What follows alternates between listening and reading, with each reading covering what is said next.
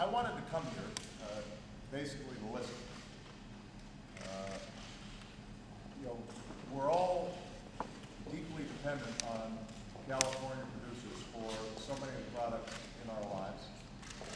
As you know, Michelle wants us to use more of your products, not less.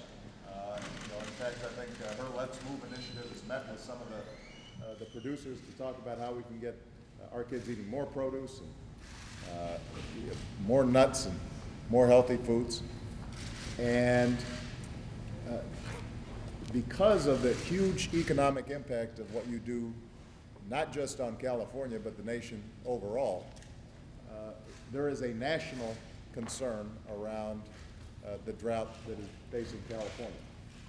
Now, as I'm sure Tom has shared with you, and I think many of you know firsthand, we've been monitoring this for quite some time, and a whole host of our agencies have been coming in to interact with all of you and find ways that we can provide some immediate relief. But the truth of the matter is that this is going to be a very challenging situation this year, and frankly, the trend lines are such where there's going to be a challenging situation for some time to come. And as we were flying over those beautiful mountains of yours that are the source of traditionally so much water in this area, and despite the rain and snow that had come just over the last few days, it was still looking fairly bare. It gives you a sense that the baseline of water throughout the West, not just California, is going to be probably lower than what we've been accustomed to over the last 100 years. And that means we're going to have to make some decisions about how we conserve better, how we allocate water better, how we recycle water better, and how we cooperate more effectively, not just in this state, but throughout the region and around the country. Now, water politics in California traditionally, I know, has been pretty heated. And I told the governor, I'm not going to wade into this because I want to get out of here alive on Valentine's Day. So my goal today, and I think my administration's goal generally, is to try to facilitate and work with a whole range of stakeholders at the local levels and see how we can find common ground that points us in a new direction moving forward.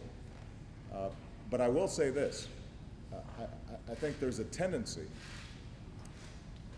historically to think of water as a zero-sum game, where either the agricultural interests are getting it or urban areas are getting it, it's north, it's south. Given what we anticipate to be a significant reduction in the overall amount of water, we're going to have to figure out how to play a different game. And if the politics are structured in just such a way where everybody is fighting each other and trying to get as much as they can, my suspicion is that we're going to not make much progress, particularly because Jim Costa told me if you want to guarantee yourself a job in California, become a water rights lawyer. So what we can't afford, I think, is just years of litigation and no real action. And our hope is that we can convene a conversation that helps us move forward. So I'm glad to be here, even though I'm only going to be here for a little over an hour.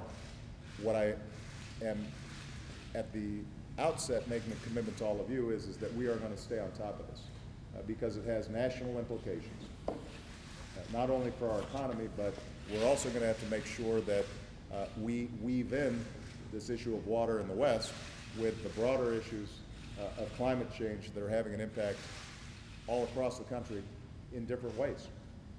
There's a connection between drought in the West and hurricanes along the Atlantic and coastal erosion.